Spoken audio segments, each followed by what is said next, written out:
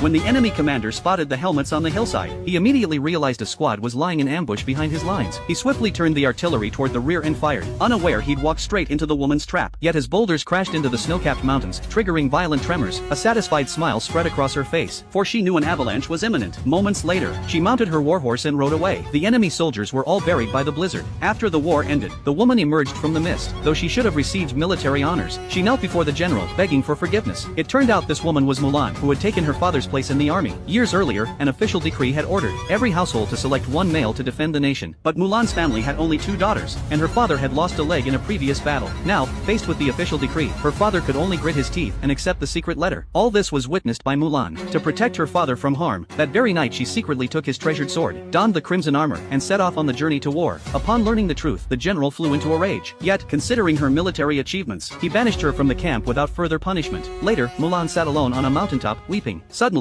a witch appeared before her. She shared her own story with Mulan. It turned out the witch had once been like Mulan, a fierce and skilled warrior, but everyone believed a woman on the battlefield was an utter disgrace. In the end, the witch had no choice but to defect to the enemy, and played the role of the villain. And now she hopes Mulan will join her cause. The witch also told her that the war here is merely a ruse by the enemy. Their true objective is to launch a surprise attack on the imperial capital. Upon hearing this, Mulan immediately refused the witch's offer, and spurred her horse toward the camp. That night, she reported the matter to the general, who refused to believe her. Fortunately, her former comrades chose to support and trust her. Ultimately, the general decided to let Mulan lead them on a nighttime rescue mission. But when they arrived at the imperial palace, they discovered not a single guard remained. Then they fell into the enemy's ambush. Under the general's command, they fought desperately to hold back the enemy forces. Finally, Mulan charged alone into the palace. To her